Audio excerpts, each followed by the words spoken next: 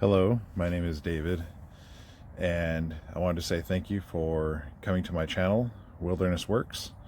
On this channel, as it says in the description, I don't do anything perfect. I do everything just to get by, and if it works, it works. So if you're one of those professional people out there, you're not going to like anything that I do. So with that being said, I'll show you kind of around my house a little bit. I do have chickens. So you'll see some chicken videos and how I take care of them. And I do a lot of camping, outdoorsy type stuff. And some of it borderlines on like survival stuff, but nothing too hardcore. If you have any questions, please let me know in the comments. With that being said, I'll let you guys look at a couple of things I've done here recently. And let me know what you think. Like I said, nothing's perfect. It works for me. It might work for somebody else. So let's go ahead and get into that. So we recently had a big windstorm here, and it blew off my gutter system up here. You can kind of see there in the middle-ish where it's kind of disconnected there. Basically, I just blocked off those two ends down there on the left and made the water run down this way to the right. I have a bucket right here because there is a hole in the gutter system. So it'll drain down into the bucket, and I mean that's 5 gallons of water I catch right there. And then I just kind of jerry-rigged this gutter system to come down and into this big metal trough. It has I believe it's a 3/4 inch drain hole. This works really great. I use this for chicken water. I mean, if you absolutely had to, you could probably boil this and drink it. I mean, it's just rainwater. So yeah, that's something I do to help keep with the chickens water in the wintertime. It rains a lot here, so water's never really an issue in the wintertime. Out here is where I keep the chickens. The building on the right, the tarp looking building, is, I believe it's 12 by 16. And that's where the chickens go to eat. That's where their water is, all that stuff. The building here on the left is kind of like their house, if you want to call it that. It's where they lay their eggs and everything else. I think I have 19 chickens right now. And this middle run I thought was pretty cool.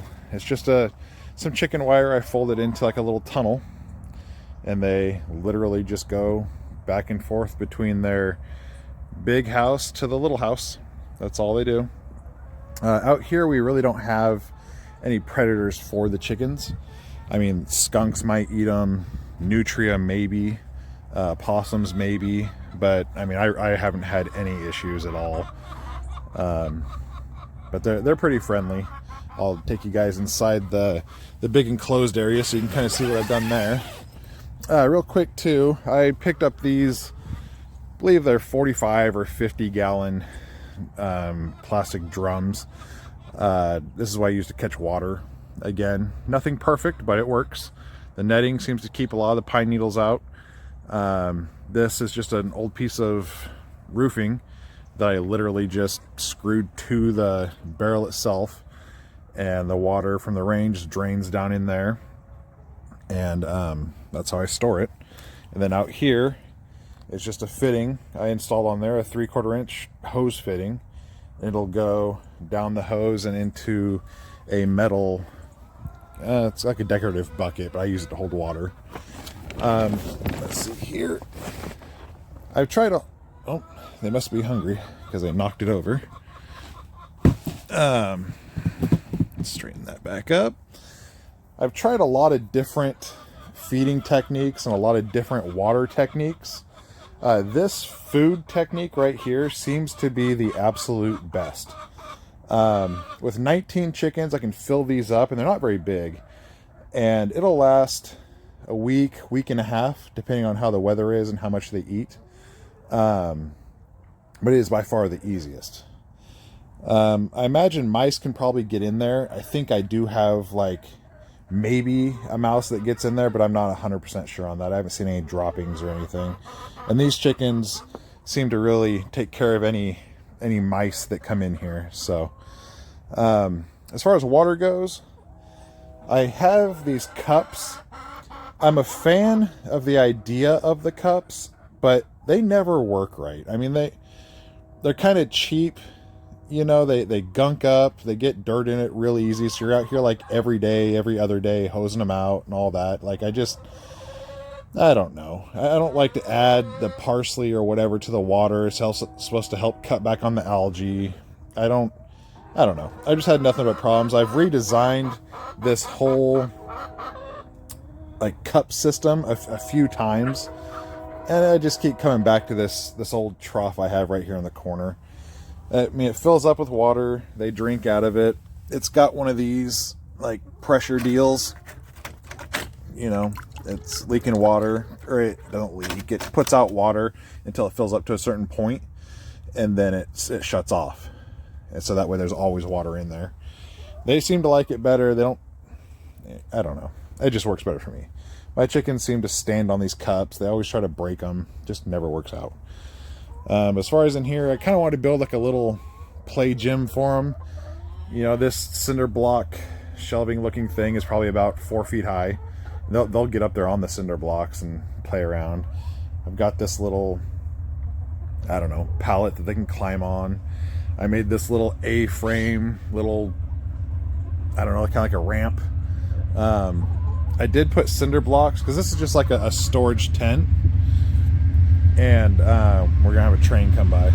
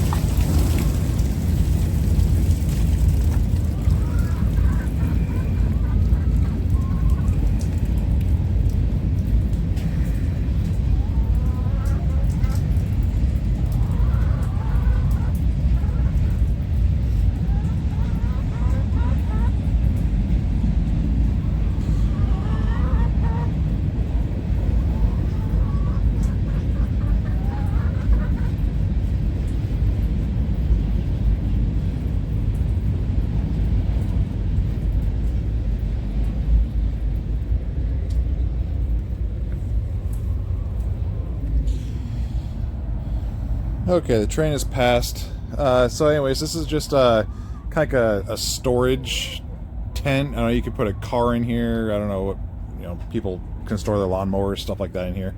I will say it's a little on the like cheap side, as in this tarping material. I mean, they sell it as heavy duty and all that, but it really is not. Eventually I'm going to end up putting metal siding, you know, on the sides, and then metal roofing on it. That way it's an actual like structure. As you can see kind of through these windows, I've already put some plastic roofing that I had just laying around on this side in particular, because the wind just hammers it and it's already started to tear and kind of disintegrate. And I don't want my chickens getting out at, you know, 1 o'clock in the morning, and then I have to come out here and deal with that, because it, you know, never happens during the day. So yeah, this is kind of a little area in here that they really do like to hang out in. Like my girls here are just hanging out. I don't have any roosters. I really don't. I don't have a need for them. I understand the importance of them, but like I said, I really don't have any predators out here. The hawks seem to stay away. The bald eagles stay away. I really don't have a need for a rooster. And in my opinion, these hens are cheap enough at, you know, Coastal Farm or, you know, wherever you guys might buy them, to where it you know, I don't mind spending $2 for a new chicken if I have to. I just don't. I think roosters are a lot more work and drama than they're worth. You know, I don't want to have to take care of a whole bunch of hatching babies and have to deal with all the incubation process and all that stuff. So I just don't mess with it. I do have a little solar powered floodlight out here. It's motion censored, so you know, if anything comes up to it in the middle of the night, it comes on. It's pretty bright. I'll take you guys in here into their little hen house where they lay their eggs. Hello, girls. Hello. Hello, hello. Nothing fancy in here. Have some beds right there that they never use. I put these little like stands over here that they kind of just perch on and sleep. Let's see. In here, I have an Easter egger, and she is fiery. So this is where they lay their eggs. In these like 3 boxes, really. The 4th one they really don't even lay anything in.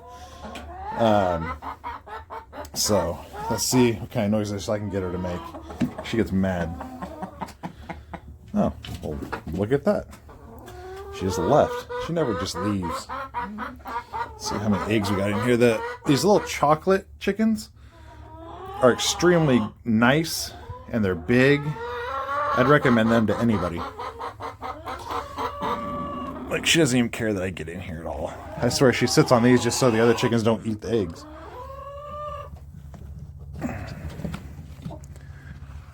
But these chocolate chickens, I forget exactly what they're called, but they're really nice. Docile. Okay, that's a lot more eggs than I was expecting. Let's see. Put them in my pocket. Hopefully none of them break. This is kind of...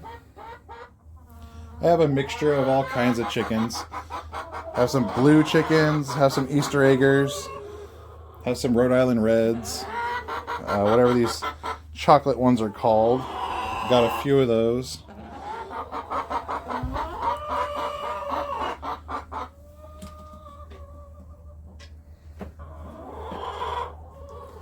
They all kind of serve their purpose. Okay, now I'll try to bend over and get out of here without breaking all these eggs in my pocket. I haven't been laying this many eggs, so it's kind of caught off guard. Okay.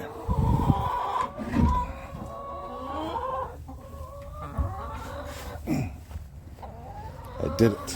And like I said, I got nothing special. I literally just wedged the door up on that block. I don't even latch it. I just put, something in the way so they can't kick it open. But the real reason for this channel right now is camping. And me and my family recently just got, well, not just, we've had them almost a year now, a couple of tent trailers. And we are fairly new to the tent trailer scene. I believe it's a 2001 Flagstaff right there on the left. That's the one me and my family go in. And this one is a 99 Jayco. We got it from, I don't know, somebody that's a few hours away from here. But we remodeled the inside of it. And there's still some more things I want to do to it. So that's going to be like the next series going on in this channel. I'll tell you some stuff that I've done to this Flagstaff that have really improved it versus what comes in it. And then some of the traits I want to carry over to this Jayco. If you guys have any questions, like I said, go ahead and leave them in the comments.